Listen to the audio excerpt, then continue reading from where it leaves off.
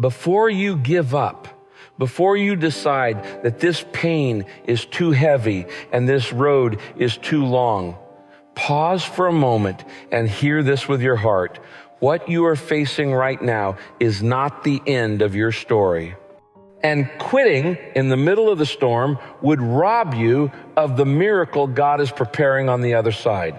Because there are seasons in life when everything inside you feels tired, your faith feels weak, your prayers feel empty, your strength feels gone, and hope feels like a distant memory. And in those moments, quitting can feel easier than continuing. Letting go can feel more natural than holding on. But this is exactly where faith matters most. Because trusting God when life is good is easy. But trusting God when everything hurts is what transforms you. And maybe right now you are exhausted from fighting battles no one sees, carrying responsibilities no one appreciates, and praying prayers that seem to echo back in silence. And you've wondered if God still sees you, if He still cares, if He's still listening. But hear this clearly. God has not brought you this far to abandon you now. And the very fact that you are still standing, even if barely, is proof that His strength is sustaining you. Because quitting would mean believing that this moment defines you. But God says your future is greater than your present pain. And throughout Scripture, we see this truth again and again, that the people God used most powerfully were often the ones who felt the weakest, the most discouraged, and the closest to giving up. Moses felt unqualified and overwhelmed. Elijah asked God to take his life out of exhaustion. David cried out in despair while being chased and betrayed. Job questioned everything after losing almost everything. And yet God met them not by shaming their weakness, but by strengthening their trust, reminding them that their lives were held by a faithful God, even when their circumstances were falling apart. And the same God who carried them is carrying you right now, even if it doesn't feel like it. Because faith is not measured by how strong you feel, but by whether you choose to keep going despite how weak you feel. And sometimes the bravest thing you can do is not make a big move, but simply refuse to quit. Simply get up one more time, pray one more prayer, and trust God for one more day, because you don't know what God is doing behind the scenes while you're waiting. And what looks like delay is often preparation. What feels like silence is often God working in ways you cannot yet see, aligning people, timing, and opportunities that will one day make sense. And quitting too soon would cut off what God is building in you and through you, because growth rarely happens in comfort, and strength is rarely developed without resistance. And God often allows pressure not to crush you, but to shape you, to refine your faith, deepen your character, and teach you to rely on Him rather than your own strength. And yes, trusting God when times are hard is not easy. It goes against every natural instinct, because fear tells you to run, doubt tells you to stop, and exhaustion tells you that you have nothing left to give. But faith whispers that God is still in control, still faithful, still working, and still worthy of your trust.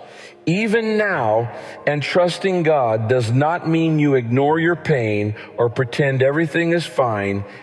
It means you bring your pain honestly to Him, saying, God, I don't understand this, but I choose to trust you. Because God is not offended by your honesty. He is drawn to it. And when you come to Him broken, tired, and unsure, He does not turn you away. He draws you closer, strengthening you with a peace that doesn't depend on circumstances changing overnight.